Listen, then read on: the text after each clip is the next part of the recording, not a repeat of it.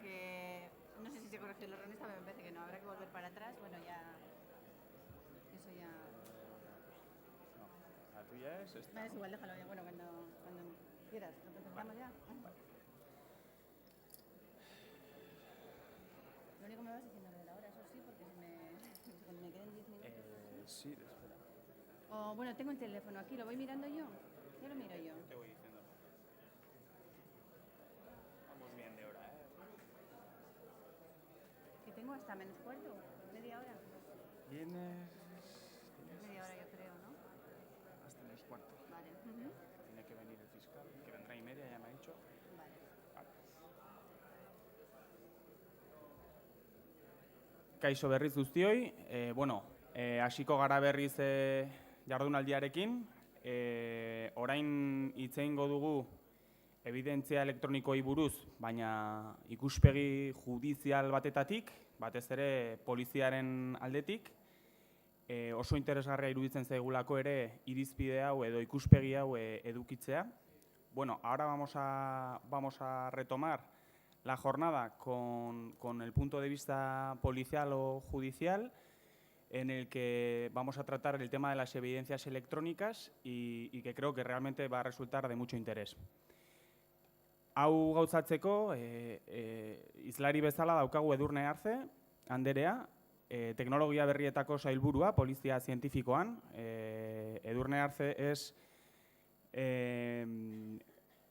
la jefa de sección de nuevas tecnologías de la Policía Científica de la Ertzaintza y nos va a dar el punto de vista, como decía, de la policía. Mila esker, Edurne, cuando quieras. Bueno, primero, gracias a los organizadores por la invitación y, por supuesto, a todos los asistentes.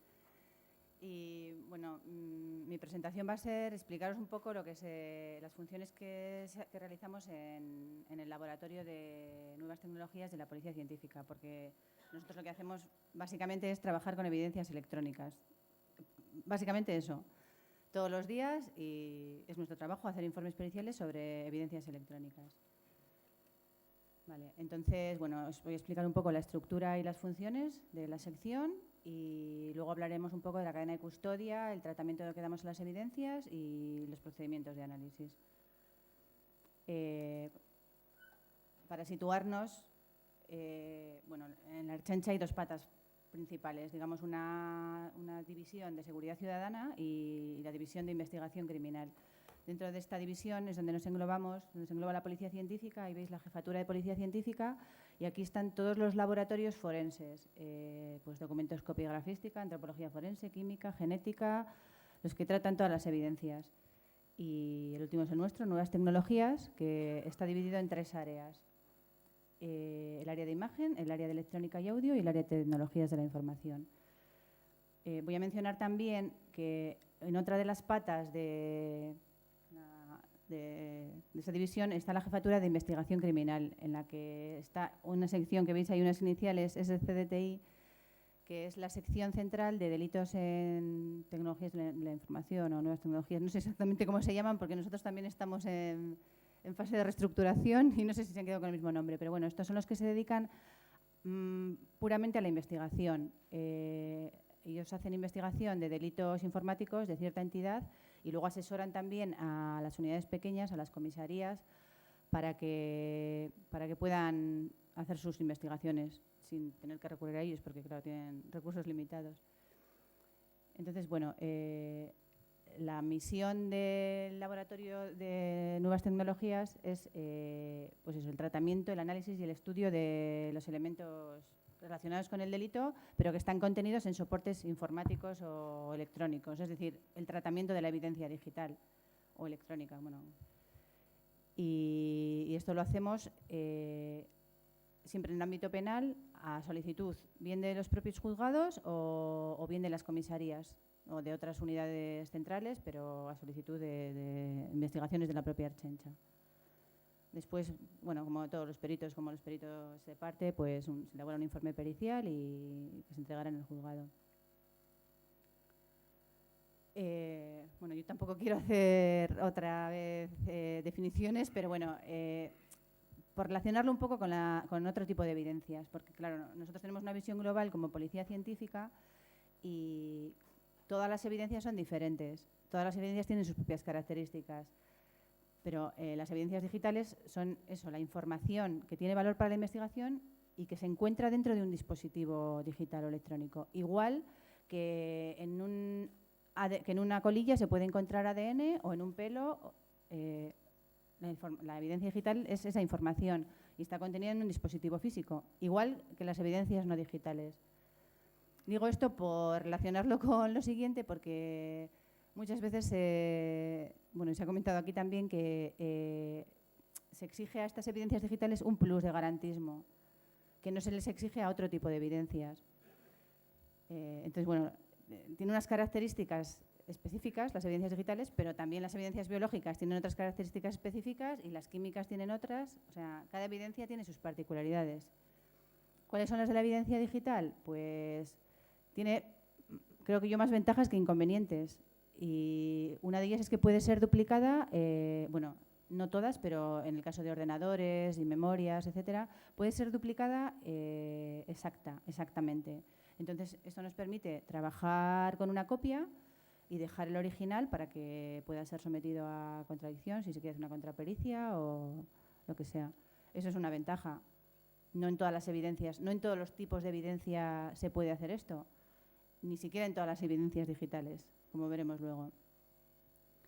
Luego también se dice mucho siempre en el mundo de la evidencia digital que son fácilmente manipulables. Yo creo que las evidencias digitales son, si las comparamos con las no digitales, incluso más difíciles de manipular. pero lo que sí es cierto es que es relativamente fácil determinar si han sido manipuladas, porque siempre se suelen dejar rastros. Es muy difícil manipularla y que no quede ningún rastro. Y luego que no se destruyen fácilmente. Si nosotros tenemos un ordenador y borramos los ficheros, no están borrados realmente, si no hacemos un borrado más a fondo. Tipos de evidencias digitales, pues hay cientos y los que seguirá habiendo. Esto es una lista que no se va a acabar nunca. Ordenadores, teléfonos móviles, cámaras, dispositivos externos, CDs, pendrives, incluso, como veis, hay gafas, teléfonos, relojes. Cualquier dispositivo que tenga una memoria puede contener información digital, contiene información digital.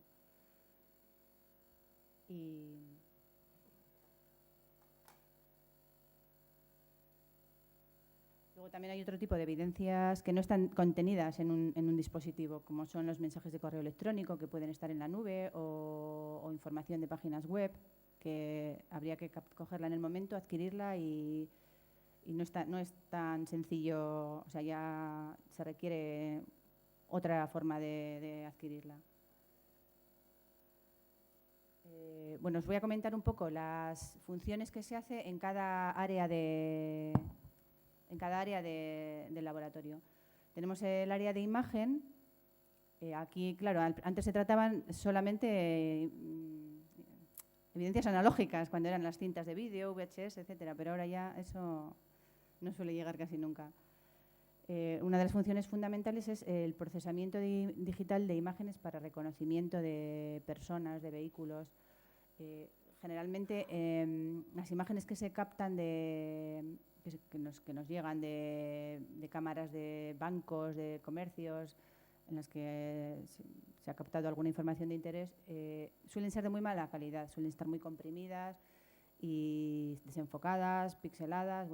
Entonces aplican técnicas, en la sección de imagen se aplican técnicas para intentar mejorar la calidad de la imagen y ver si se puede reconocer a alguien o un objeto o una persona o lo que sea. Luego veremos un ejemplo.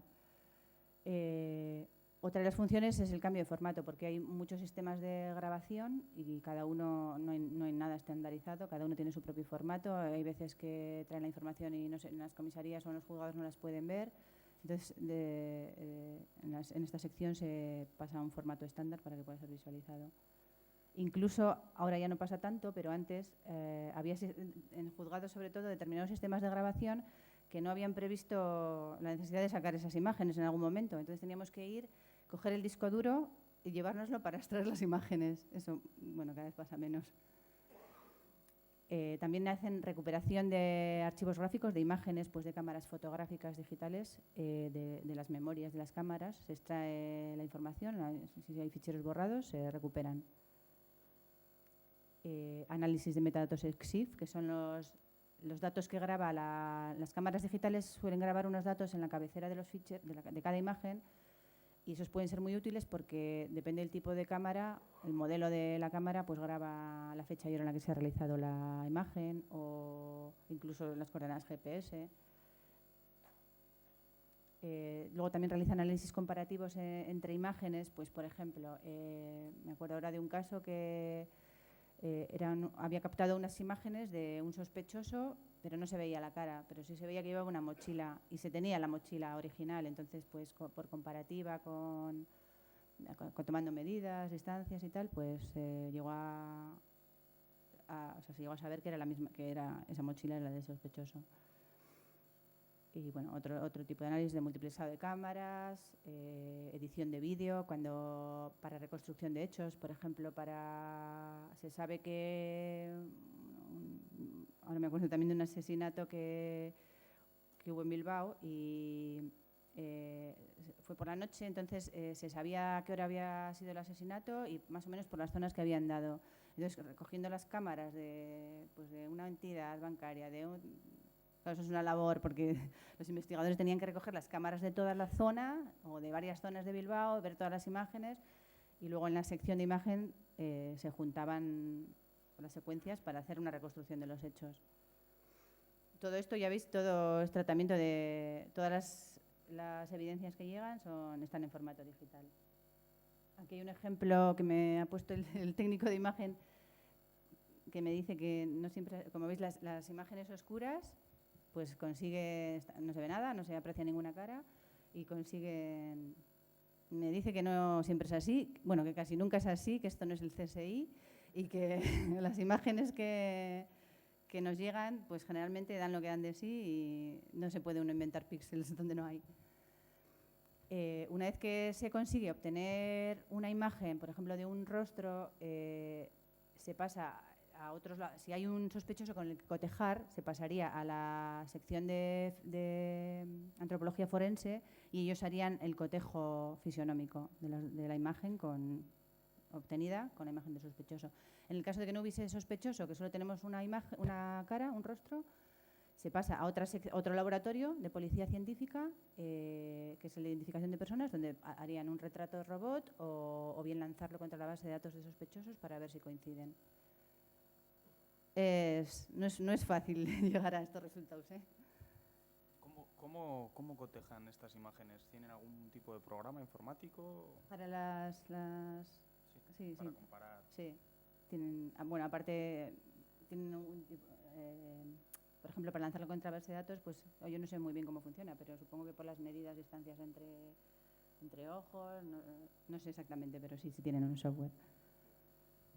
Luego está la sección de electrónica y audio, bueno, que en esta la función principal que se realiza es la extracción de datos de telefonía móvil, y es la función principal de este área y de prácticamente de la sección, porque en el último año más del 50% de las evidencias que nos han llegado son teléfonos móviles, smartphones. Es lógico, porque al final a nosotros nos llega lo que la gente usa, y todo el mundo hoy en día tiene un smartphone o dos.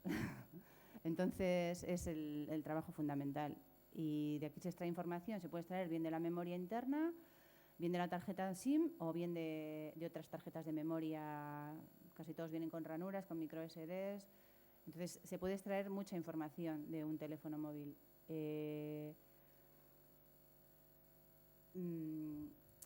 Nosotros, esta, por ejemplo, es una evidencia electrónica que no puede ser copiada exactamente. Esta discusión la hemos tenido algunas veces sobre que si todas las evidencias electrónicas se pueden copiar bit a bit. No, un teléfono móvil no se puede copiar toda la información que tiene y pasarla a otro, y que sea la información exactamente igual. De hecho, hay algunos modelos de teléfonos que hay que arrancarlos para ver el contenido del teléfono, con lo cual ya estás modificando en algo la evidencia original. Pero esto es lo que hay. O sea, por eso ser tan tajante en hay que utilizar siempre la copia y no se puede modificar el original en evidencias electrónicas, no se puede ser tan estricto. En estos casos no se puede. Cuando nos llega una solicitud para estudiar un teléfono móvil, nosotros pedimos que sean concretas. ¿Por qué? Porque puede haber una cantidad de información, pues 8 gigas en la memoria interna, otros 8 en la tarjeta, y al final es un montón de información que al investigador ni al juez al que hace la solicitud, pues seguramente que necesita dos cosas. Pues el mensaje que le mandó el uno al otro y, bueno, depende del tipo de delito y depende de lo que se quiera, pero siempre pedimos que se concrete, que si se puede acotar en los días o en los mensajes. Últimamente, claro, se pide mucho los chats. En un teléfono, en un smartphone puede haber chats para aburrir y entonces es necesario intentar acotar un poco. Y luego, sobre todo, y lo más importante, tienen que ser adecuadas para no vulnerar el derecho a la intimidad y el secreto de las comunicaciones. Para ello tienen que estar siempre avaladas con la autorización judicial, a no ser que sean con el consentimiento del titular, porque puede ser el denunciante el que aporte voluntariamente el teléfono para que realicemos el análisis, o bien porque hay una necesidad de intervención inmediata, bien para averiguar el delito o para el delincuente o para prevenir el delito. Pero en ese caso habría que hacerlo siempre siguiendo el principio de proporcionalidad e inmediatamente después ponerlo en conocimiento del juez para que esté sometido a control judicial. Es decir, siempre que se analiza un teléfono móvil, siempre tiene que tener esa autorización. Otro dispositivo que se analiza cada vez más son tablets y siguen el mismo procedimiento de análisis que el teléfono móvil, porque son prácticamente iguales. Y también se analizan GPS para ver las rutas. Bueno. Otra de las funciones de la sección de electrónica y audio es definir características de funcionamiento de dispositivos electrónicos y radiofrecuencia. Por ejemplo, en cajeros automáticos, cuando son manipulados para clonar tarjetas, suelen tener un doble lector de tarjetas, metemos ahí la tarjeta y luego le suelen poner una cámara para que capte las pulsaciones en el teclado para saber las claves. Pues cuando se encuentra uno de esos, nos traen todo lo que encuentran manipulado para que se especifique qué es cada cosa. También emisoras y talkies, pero bueno, eso ya en peligro de extinción. Y luego las bombillas, que no es que sea muy digital, pero también se analiza en esta sección, pues se hacen casos de, por ejemplo, en un accidente de tráfico, para saber si las luces del vehículo estaban encendidas o apagadas antes del golpe, por ejemplo. Y luego otra función importante es el análisis de acústica forense y grabaciones de audio. Esto es para cotejo de voces, reconocimiento de locutores. Suele haber en las investigaciones grabaciones pues, de intervenciones telefónicas o grabaciones de audio con voces. Entonces, si tenemos un sospechoso, se quiere saber si una de las voces que está en la grabación telefónica, por ejemplo, corresponde al sospechoso. Entonces, se extraen esa voz, tiene que tener unas características mínimas, una duración mínima, luego la filtran, pues le quitan los ruidos, los ecos, el entrelazado de voces. Y si tiene unos mínimos de calidad, se podría cotejar con la del sospechoso. Esto generalmente se hace en sede judicial, al sospechoso se le toma un cuerpo de voz, una muestra de voz, indubitada, y se comparan las dos con un software específico que hay. Y luego otra función es la limpieza de grabaciones de audio, que es lo que utilizan para limpiar este tipo de grabaciones, o también, pues no sé, por ejemplo, en un bar que han entrado a robar y tenían puesta una cámara web con voz y las imágenes no se ve nada, pero se escucha algo de voz. Pues intentan limpiarlo si es posible. Pasa lo mismo que en imagen, que es posible cuando es posible, pero que no es siempre. Y bueno, comentar que este tema del cotejo de voces, aunque es una técnica que está aceptada y que tiene bastante fiabilidad en el conjunto con el conjunto de las pruebas, utilizarla por sí sola como prueba de cargo, en nuestra opinión, es un poco arriesgado porque Las herramientas que se utilizan para esta comparación, aunque tienen una base científica y tienen un grado de fiabilidad alto, siguen avanzando, cada año se modifica y entonces yo creo que habría que esperar un poco más. Bueno, y por último, el área de tecnologías de la información. En este área, la función principal es la extracción y análisis de la información contenida en dispositivos informáticos electrónicos, en los que hemos visto antes, en ordenadores, en todo lo que no sea lo que hacen las otras secciones, pues excepto los teléfonos móviles, las cámaras de fotos y todo lo demás, todas las demás evidencias se analizan aquí. Se recuperan borrados, se filtra por palabras clave, por fechas, se extrae la información. Y generalmente esta función es la más importante porque, claro, nosotros hacemos todo tipo de delitos y la mayor parte de los delitos no son informáticos, la mayor parte de los delitos son delitos comunes. Entonces, lo que quiere el investigador es información. No vamos a identificar a nadie con esta información, pero puede ayudar en la investigación. Entonces, en la mayoría de los casos lo que hacemos es extraer la información, filtrársela y dársela al investigador. Pero, bueno, pues hay otros casos que pueden requerir otras funciones. Pues, por ejemplo, recuperación de datos de ficheros cifrados. Eso también se puede cuando se puede. Análisis de metadatos. Como ha comentado antes alguien, puede ser muy importante saber cuándo se creó un fichero, o según el caso, según el tipo de delito, o cuándo se imprimió. Luego también hacemos estudios sobre uso ilegal de software, cuando hay copia de programas, pues de una empresa a otra que se han copiado los programas, y para saber si realmente hay copia parcial, hay copia total. Y análisis de intrusiones en sistemas informáticos, bombas lógicas, virus, cuando el becario que se marcha y deja preparada una rutina que va a ejecutarse no sé qué día y va a dejar de funcionar el sistema y tal. Bueno, pues ver cómo ha sido el funcionamiento, cómo revisar los logs, bueno, etcétera. Un examen de ficheros logs y lo que pueda surgir. He puesto aquí algunos casos que son casos reales, pero bueno, pues a modo de ejemplo para que veáis qué tipo de casos hemos llevado. Pues por ejemplo, este es el caso de un programa espía. Había un informe pericial que decía que había un programa espía en un ordenador. Total, que cuando el ordenador llegó al laboratorio de policía científica, el programa no estaba, había sido borrado. Pero bueno, con las herramientas de análisis forense, una de las herramientas forenses que se utiliza allí, se detectó que efectivamente que se encontraron rastros de que ese programa espía, el XP Spy, había sido instalado en tal fecha y también se pudo determinar que antes de ese se había instalado otro programa espía. Luego este es otro caso de clonación de tarjetas de crédito. Bueno, había un blog en el que se hablaba de... Este era, el usuario del cual teníamos el ordenador, él había comprado información en Internet, bueno, había buscado información en Internet sobre cómo clonar tarjetas de crédito y luego había comprado, pues unos datos que hacen falta para poder utilizar tarjetas de crédito falsas. Y bueno, pues buscando en el ordenador, lo que vimos fue pues, que había accedido a este blog y luego que encontramos, es viejo ya, los mensajes de Messenger.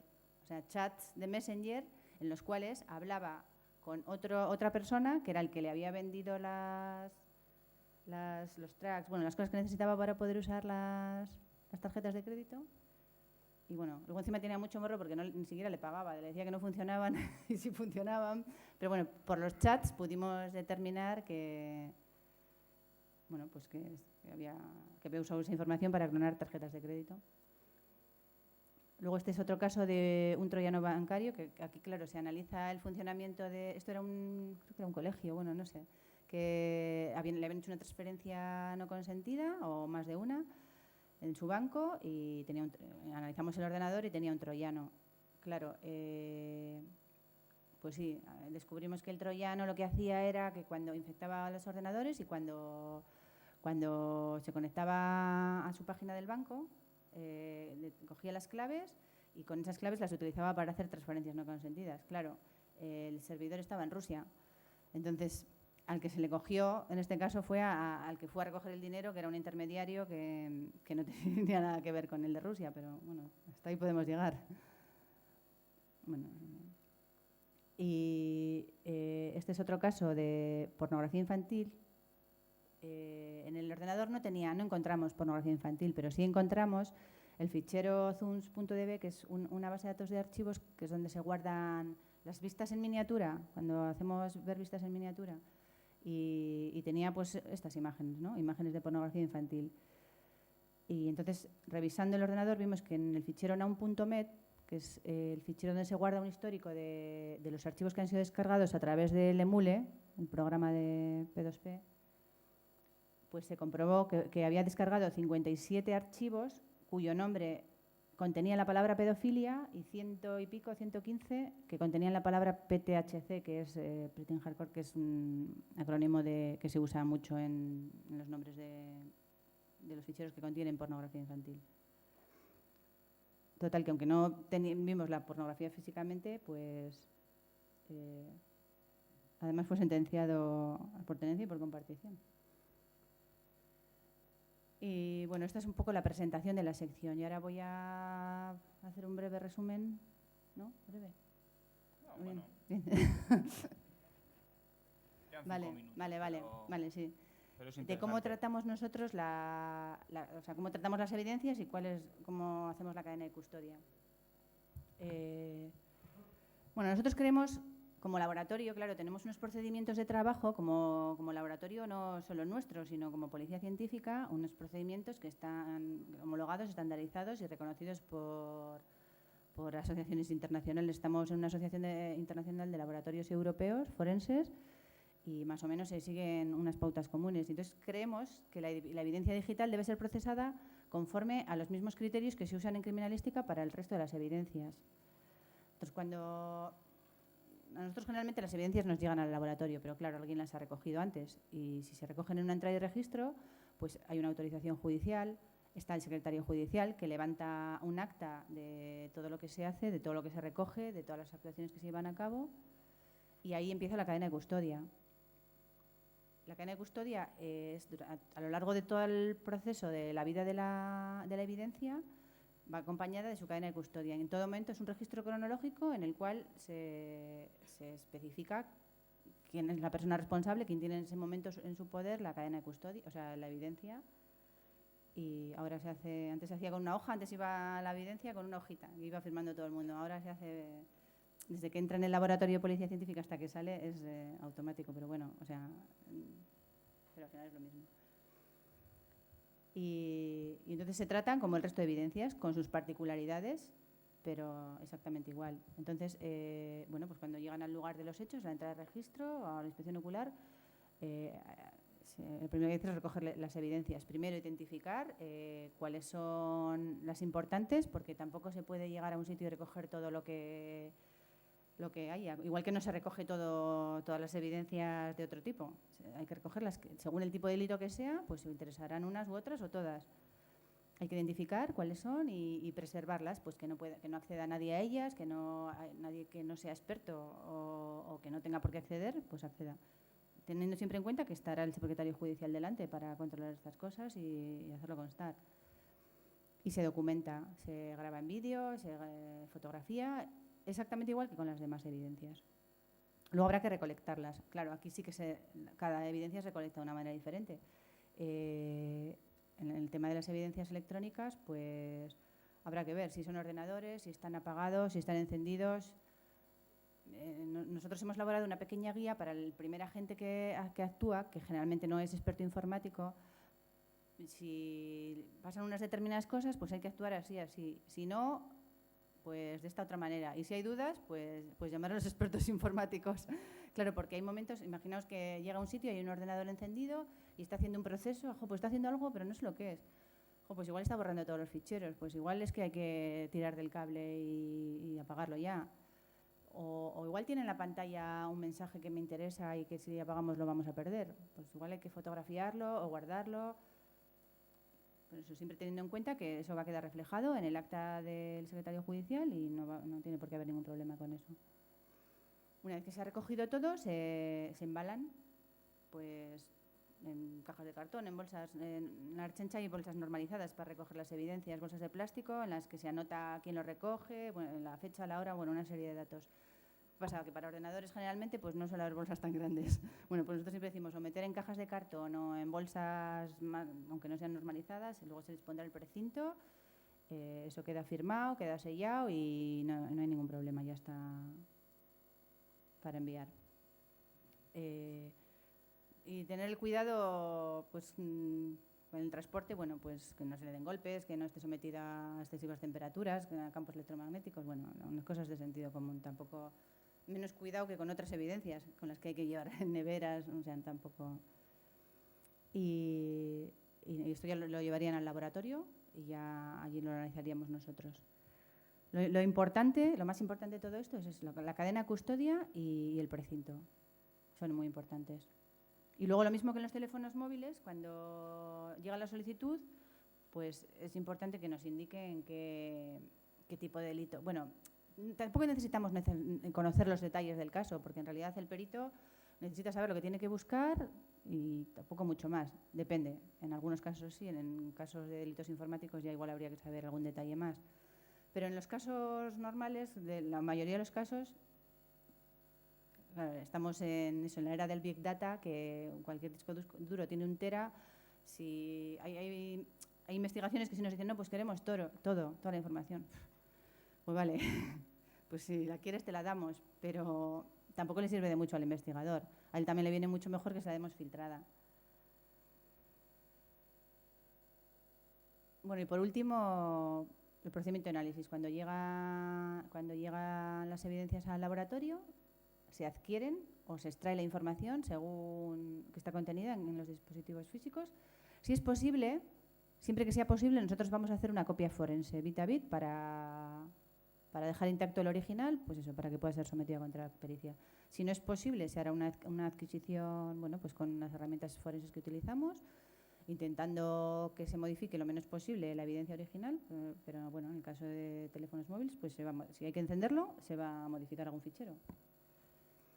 Luego se recuperan los borrados, se hace un filtrado de los documentos relevantes, la categorización contextual, pues en función del tipo de delito, de lo que nos diga el investigador o el juez, pues queremos todos los ficheros de texto que tengan la palabra no sé qué y que sean entre el mes de marzo y el de abril, ¿vale? Se hace el filtrado y generalmente aquí se acabó nuestro trabajo porque nosotros identificamos la información de interés hasta cierto punto. Al final el que la identifica realmente es el analista, el investigador que está llevando el caso y que sabe todos los detalles del caso. Si nosotros podemos, la identificamos y si la damos más filtrada todavía. Si no, claro, si es un caso de pornografía infantil, pues no le vamos a poner, no sé, las películas que tenga de dibujos animados. Pues le filtramos las imágenes y hacemos un primer filtrado. Hasta aquí en la mayoría de los casos. Y luego ya si son delitos puramente más informáticos en los que se requiere otro tipo de estudio, pues será eso, según la solicitud, según el estudio requerido, pues lo que hemos comentado antes, reconstrucción histórico-temporal, análisis de metadatos, de logs, estudio de software, lo que sea, en función de lo que se pida. Y por último, y muy importante, la presentación de los resultados, el informe pericial, que intentamos que sea lo más claro posible para que lo pueda entender cualquiera y la presentación, la vista oral, que también es muy importante que sea lo más clara posible. Y bueno, hasta aquí. Bueno, Edurne, mila esker, oso interesgarria benetan. A mí me ha parecido muy interesante vuestro punto de vista. Te reservamos porque me imagino que habrá mucha gente que quiere preguntarte cosas. Entonces, luego en la mesa subiréis todos los ponentes y yo creo que disfrutaremos de un debate vivo. Entonces, bueno, un aplauso.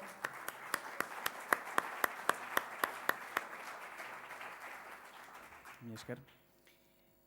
Bueno, orain daukagu gurean Jorge Armando Bermúdez González, da ziberdelinkuentziarako fiskal delegatua hemen Gipuzkoan.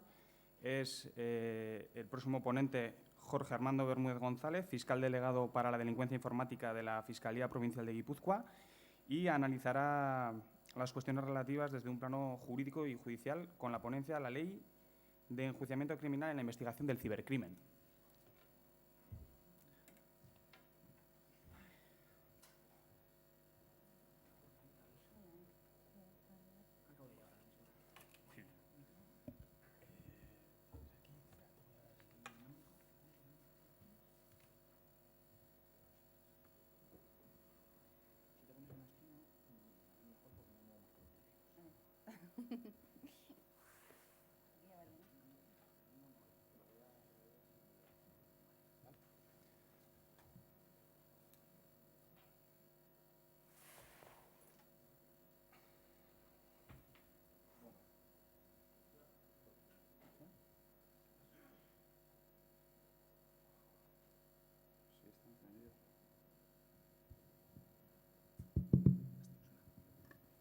Hola, muy buenos días.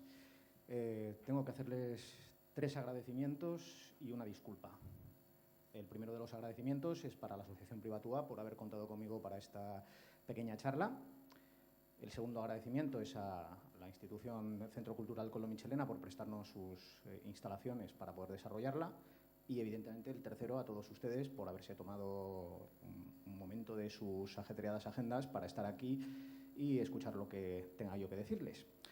Y la disculpa es porque si tienen algún tipo de prejuicio al respecto del fiscal como una especie de señor aburrido, una especie de busto parlante con toga y puñetas que suelta unos rollazos sobre jurisprudencia que duermen al más pintado, me temo que les voy a pinchar el globo. Yo, cuando estoy en sala y tengo que atenerme a la Ley de Enjuiciamiento Criminal y a la Ley Orgánica del Poder Judicial, soy todo lo serio y circunspecto que exige la naturaleza de la cuestión. No obstante, cuando estoy en una conferencia, en una charla, y me ampara el derecho a la libertad de cátedra, digamos que me suelto un poco más la melena, ¿vale? Si pasamos la primera diapositiva, vamos con una pequeña introducción. Estamos en un Estado de Derecho en el que prima sobre todo el imperio de la ley. Así que tenemos que saber con qué leyes contamos a la hora de investigar el cibercrimen. ¿Qué leyes contamos? Hombre, por supuesto tenemos la Constitución, que recoge una serie de derechos fundamentales, derecho a la intimidad, derecho al secreto de las telecomunicaciones, derecho a la privacidad de los datos, derecho a la libertad, a la seguridad.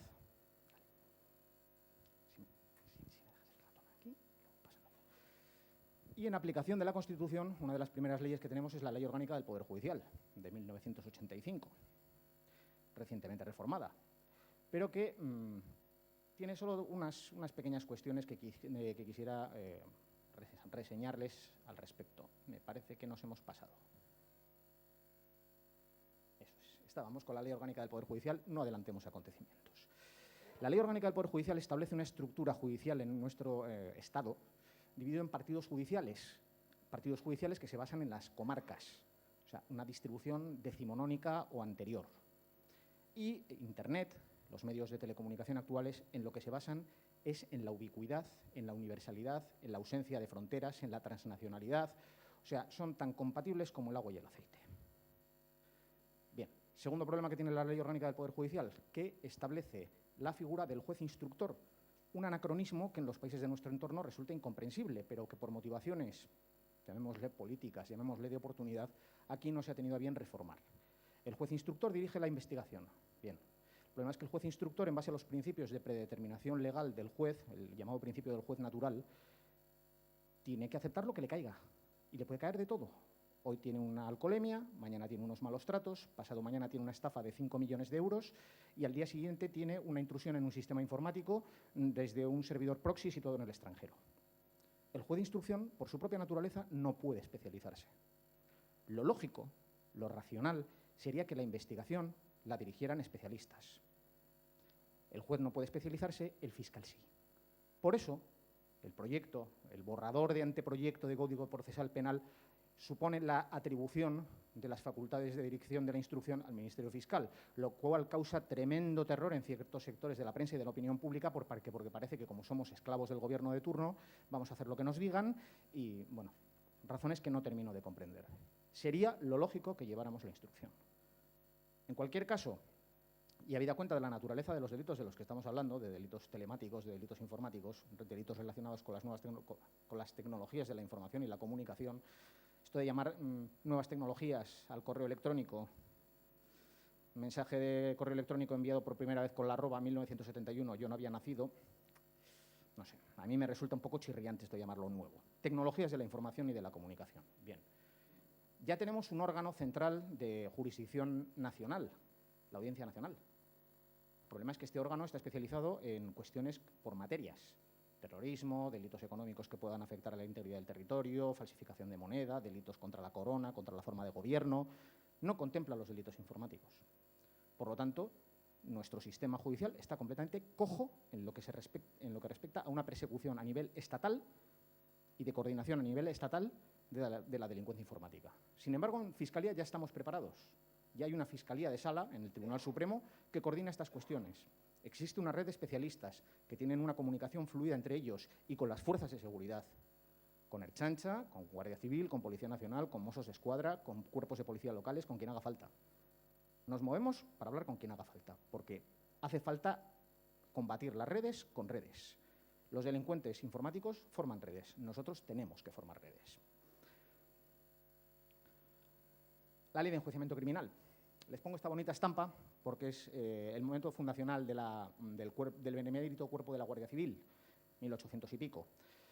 Coetáneo con el nacimiento de nuestra Ley de Enjuiciamiento Criminal, 1882. Como ven, una norma ultramoderna. Vamos, última tecnología procesal. ¿Y por qué me refiero a esto? Pues porque se trata de una herramienta completamente obsoleta, inapropiada y anacrónica para los fines que nos ocupan.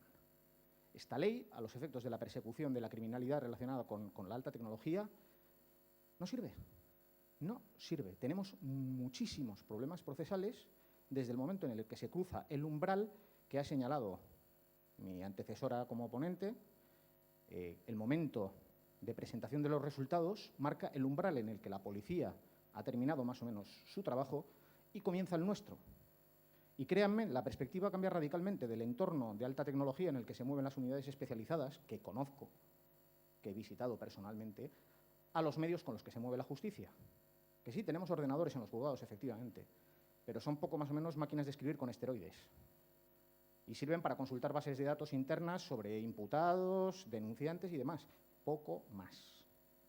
Cuanto a lo que es evidencia digital, bueno, sobre eso vamos a hablar más adelante. Vamos a empezar por el comienzo del procedimiento. Nuestra Ley de Enjuiciamiento Criminal establece una serie de vías para que un procedimiento se inicie. En primer lugar está la denuncia o querella del particular. En caso de delitos de nuevas tecnologías es raro de ver, pero se produce. Bien, la denuncia o querella del particular tiene sus vías. El problema es que sus vías son, como siempre, denuncia personal presentada en el mostrador del juzgado, denuncia presentada por escrito o firmado. Vías telemáticas no existen. ¿Los jueces tienen correo electrónico? Sí, pero el juzgado como tal no tiene sede electrónica. No existe una sede electrónica en la que se pueda presentar una denuncia por vías telemáticas. Con lo cual, si alguien ha sido una víctima de un delito telemático y no está presente en el lugar del juzgado competente para el conocimiento o investigación de los hechos, pues ya tenemos un primer problema, que acudirá al juzgado que le pille más cerca y ese juzgado, en cuanto vea, no, que los hechos son de Cádiz, inhibición a Cádiz. Cádiz lo mirará y dirá, no, pero la denuncia se ha interpuesto en San Sebastián, se rechaza la inhibición. ¿Y quién decide? El Tribunal Supremo. Pues pónganse a esperar a que decida el Tribunal Supremo. Esto sucede todos los días. Bien. No hay un mecanismo de presentación telemático de denuncias. Bueno.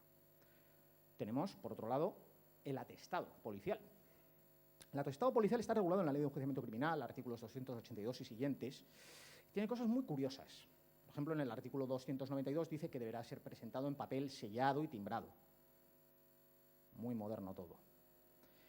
Y esto, que suena chiste, que suena chascarrillo, tiene serias repercusiones, porque se cumple escrupulosamente.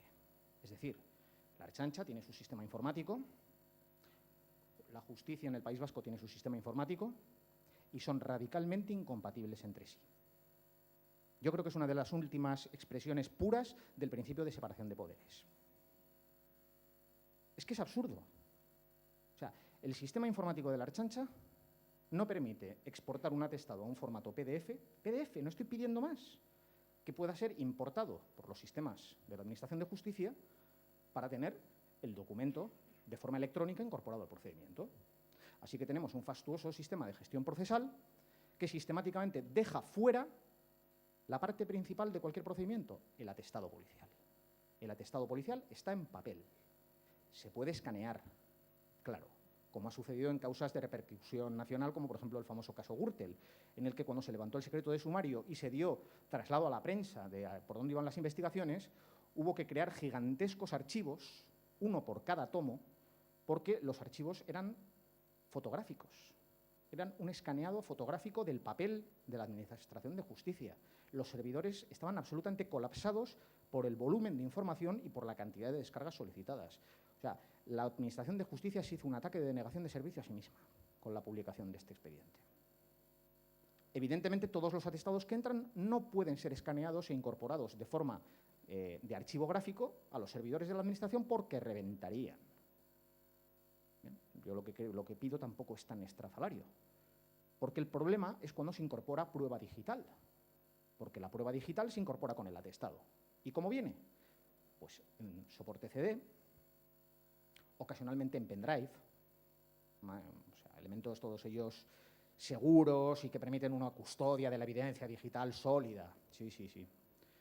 Les hablaba antes de Cádiz porque en cierta ocasión recibí una causa de delincuencia informática, de difusión de pornografía infantil, que provenía precisamente de la Comunidad Autónoma de Andalucía. Y en su momento, cuando se hizo la investigación, la Guardia Civil llevó a cabo una recopilación de la evidencia encontrada en los ordenadores de los sospechosos y en el momento de la inhibición a cada uno de los juzgados en los que residía cada uno de los acusados, nos mandaron copia de todo lo actuado. Se recibió fotocopia de todo lo actuado, incluyendo la fotocopia del CD, como se lo estoy contando. En otras ocasiones me he encontrado el CD unido a las actuaciones de la forma más dolorosamente literal posible, el CD grapado. O sea, no estoy hablando de la funda, estoy hablando del disco, grapado al papel. Evidentemente el disco estaba partido en dos.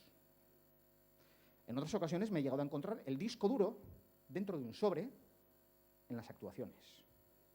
Entonces, hay cosas que dicen que no deberían de saberse cómo se hacen. Unas dicen que son las leyes y otras las salchichas. Pues hay cosas que no deberían de saberse cómo se transporta. Y son las causas judiciales. Porque van en carritos de supermercado, generalmente atestados hasta arriba, no me refiero a atestado en una terminología policial, sino literalmente a reventar. Y de repente se encuentran un azulejo mal pegado, el carro da un saltito y la causa se cae al suelo.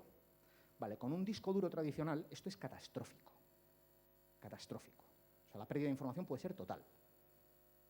Bien, pues esa es la forma que tenemos de hacer los atestados en este estado de derecho avanzado y tecnológico que nos ha tocado lidiar. Un auténtico desastre. Bien. Por otro lado, tenemos las diligencias de investigación de la Fiscalía. La Fiscalía, en el artículo 5 del Estatuto Orgánico del Ministerio Fiscal y en el artículo 773 de la Ley de Enjuiciamiento Criminal, prevé que la Fiscalía habrá diligencias de investigación. Pero tenemos un serio problema. Primero, solo pueden durar 6 meses. Con lo cual, las investigaciones que requieran una cierta investigación en profundidad se quedan cortas. Y segundo, el fiscal, como es muy malo y es el esclavo del gobierno, no puede adoptar ningún tipo de diligencia que afecte a derechos fundamentales.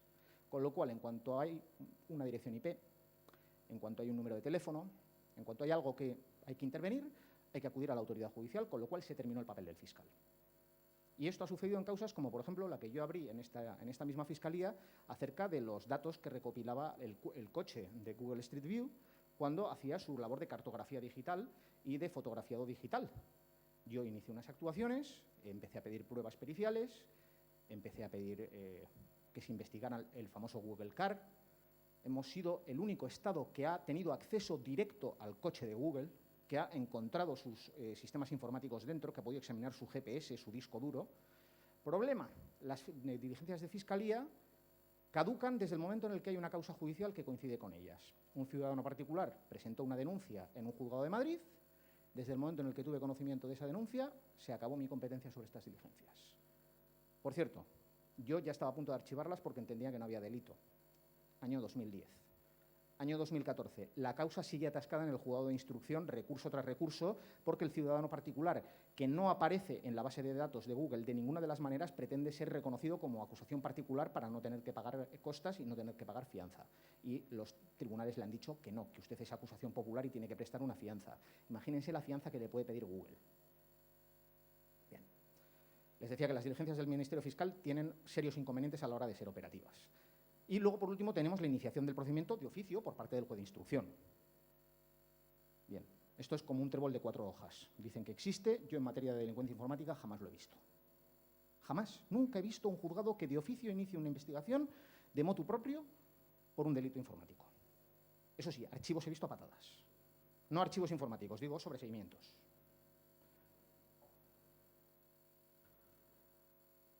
Pues un poco de lo que les estaba hablando. Pero vamos a hablar del cuerpo del delito, que suena a película de Antonio Banderas. Bueno, pues la investigación del cuerpo del delito está recogida en los artículos 326 a 367 de la Ley de Enjuiciamiento Criminal y nos cuenta cosas como que el juez se personará en el lugar de los hechos, recogerá los efectos, o ordenará recogerlos, recogerá todo tipo de evidencias. Esto en la práctica al final se acaba delegando en funcionarios del juzgado, en funcionarios de la policía judicial que llevan a cabo estas labores, salvo en casos especialmente graves como la existencia de un homicidio intencionado en el que el juez tiene que estar presente en el levantamiento del cadáver, una imagen que es prácticamente un lugar común en la cultura popular. Bien, el problema con el tema de los delitos informáticos es que generalmente lo que tenemos es que el lugar de los hechos y los efectos y herramientas del delito son la misma cosa, un disco duro que está dentro de un ordenador, o al menos eso era hasta ahora, porque ahora tenemos otra serie de dispositivos, pero bueno, tiempo tendremos de hablar sobre el tema. Vamos con lo importante. Llegamos a un domicilio en el que se supone que está un ordenador que se ha utilizado para la comisión de un delito informático. ¿Qué hacemos?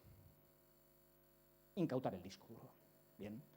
Existe una doctrina conocida como doctrina on-off, que dice que cuando el sistema está encendido, se deja encendido, cuando está apagado, se deja apagado. Porque alterar el estado original en el que se encuentra el equipo, como bien ha explicado mi ilustre predecesora en la ponencia, puede tener efectos perjudiciales. Concretamente, en mi caso, como he comprobado el nivel de seguridad de las comunicaciones de Fiscalía por la prensa, acerca de las intrusiones que ha sufrido la Fiscalía Anticorrupción, en mi caso, mi ordenador con el que trabajo habitualmente, tengo los documentos compartidos en una unidad virtual en Dropbox, dentro de un archivo cifrado TrueCrypt, que está abierto mientras tengo la sesión iniciada. Entonces, si yo, hipotéticamente, fuera el autor de un delito gravísimo, como descargarme un disco, y llegase la policía y tirase del cable de mi ordenador, ¿qué sucedería?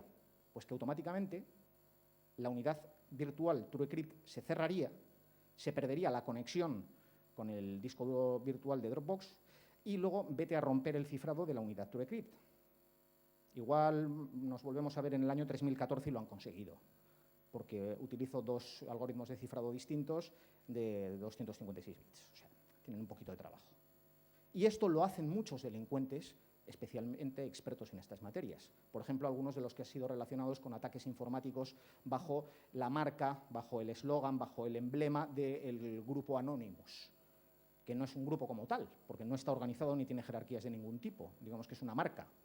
Bueno, pues sujetos que han realizado ataques informáticos vinculados a esta marca, al ser investigados, tenían este tipo de medidas de seguridad. En algún caso, concretamente, la Brigada de Investigación Tecnológica del Cuerpo Nacional de Policía se encontró en la circunstancia de tener detenido al sujeto que tenía varios ordenadores en distintas estancias de su casa y en el momento de ser detenido, engrilletado y ser registrado su domicilio en presencia del secretario judicial, se requiere al secretario para que esté en otra dependencia y en un momento en el que nadie se da cuenta, el sujeto se abalanza físicamente contra los plomos, contra los fusibles de la casa y con la cabeza consigue que salten los plomos y se vaya la luz. Y se consigue el efecto que les he descrito. Cuando volvieron a encender los ordenadores, todo cifrado.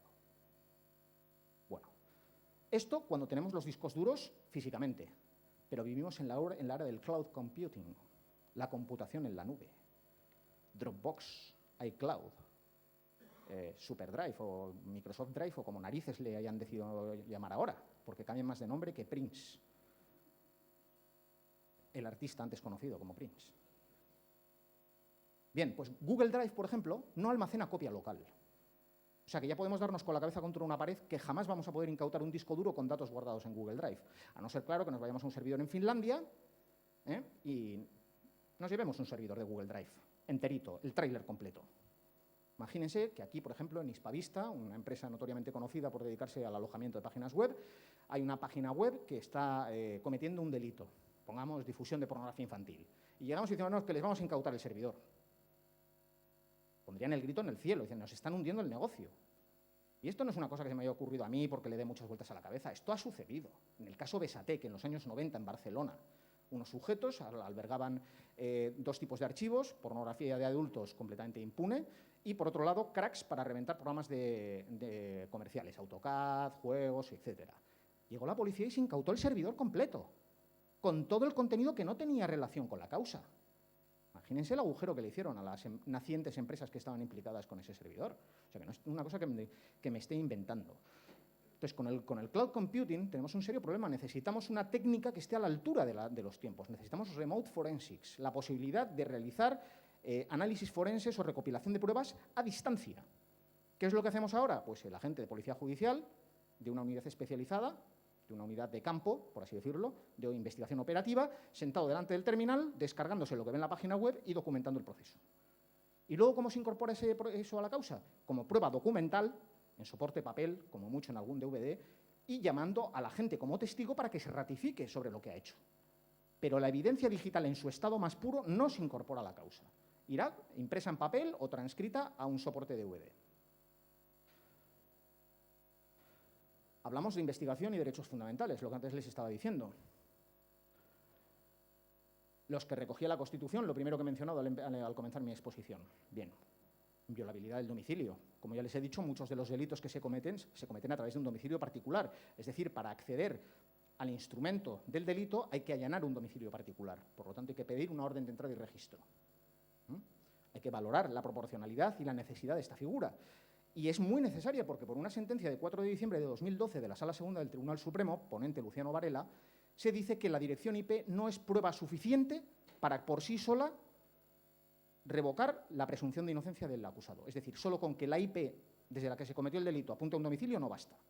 Con lo cual necesitaremos entrar y buscar otras evidencias. Por ejemplo, si se trata de una intrusión en un correo electrónico tipo web, nos podría servir encontrar cookies de inicio de sesión del usuario en cuyo correo se ha entrado. Y eso solo lo vamos a encontrar si entramos en ese domicilio e incautamos el ordenador.